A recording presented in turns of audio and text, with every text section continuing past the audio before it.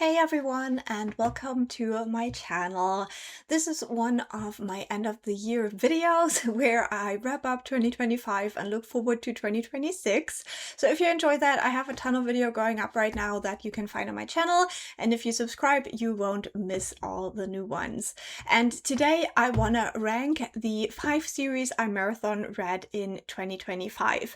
Now, first of all, I usually make some reading goals every year, and I usually pick 5 series to completely read in the year, and I did that for 2025. However, I did switch out one of the series. If you have watched that goals video, then yeah, one series will be different that we talk about here today.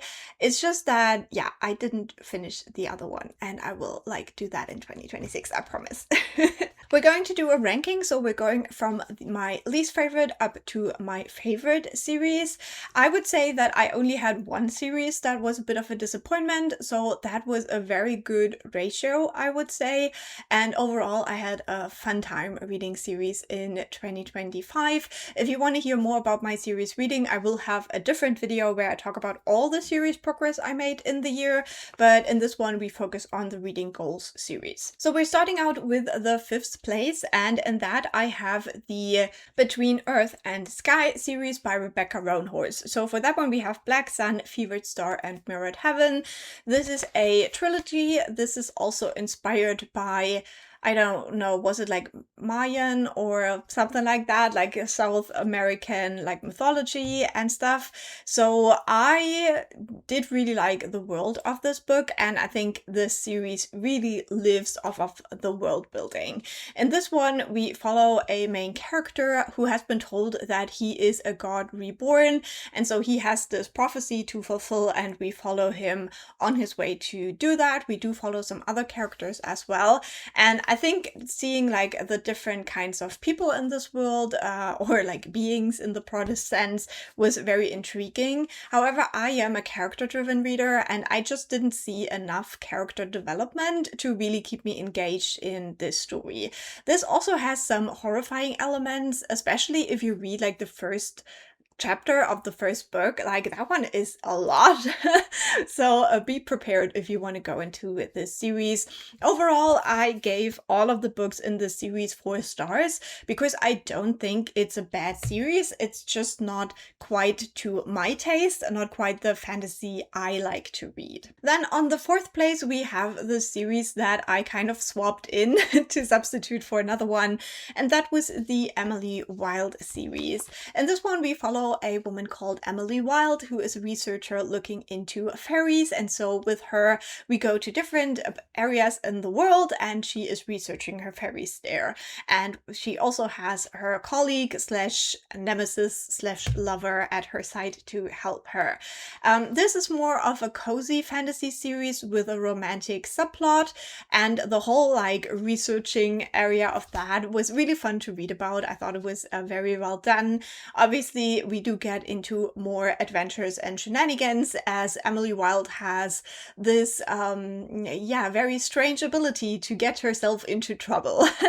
But yeah, I had a very good time with that series. Again, I gave all of the books 4 stars, but for me these were more of a surprise because I thought I would like them, but I didn't know if I would love them. Whereas with the Between Earth and Sky series, I thought I would love them, but then I just like them. You know what I mean? So that's why I ranked them this way. Then on 3rd place, we have the Bone Witch series. This is a YA fantasy series, and in this one we follow a bone witch who is basically someone with necromancy powers. And in this world, bone witches are not seen very favorably, even though their magic is very, very important for this world, as they have these kinds of monsters that can only really be defeated by a bone witch. So her position in the society is very important, but also very much endangered because 1, she has to fight these terrible monsters, but 2, the people kind of hate her. And so she is put into the middle of this when her powers are discovered, when during the funeral of her beloved brother, she brings him back to life. And things go from there. And on her journey, she starts unraveling the secrets of this world and kind of trying to find a way to save it. So the stakes just get higher and higher with this series. We also have a very interesting way of telling the stories where we do have two timelines. We have the past timeline where we learn all about our main character's life as she tells it in the now timeline to a kind of storyteller so that he can then tell her story when she's gone. And in this now timeline, it's all about the question of like whether she can actually save the world now. So with this one, I gave the first book 4 stars and then the sequels both 4.5 stars. And I think if you do like character work and character interactions and all of that stuff, you will probably really enjoy this series.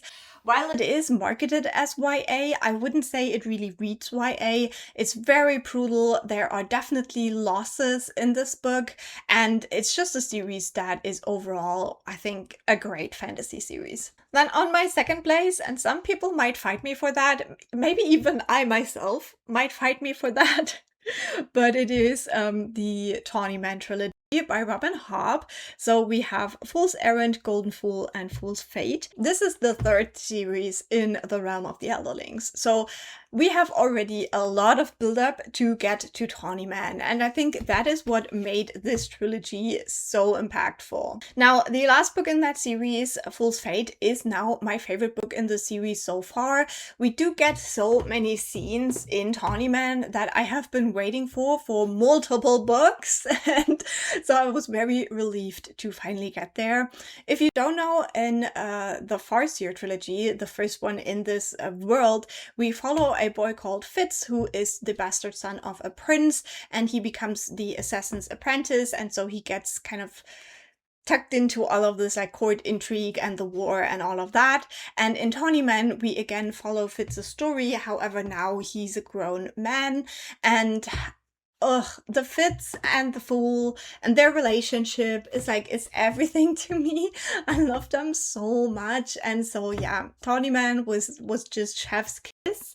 And yeah, I don't know. I don't know if I'm ready for like the rest of the realm of the Elderlings.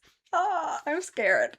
And then my number one for last year was the Rook and Rose trilogy.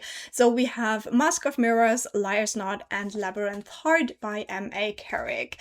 Now this is exactly the kind of fantasy series that I love and I crave, where we have like complex magic, we have amazing characters, we have fascinating character dynamics. Like, I was eating it up.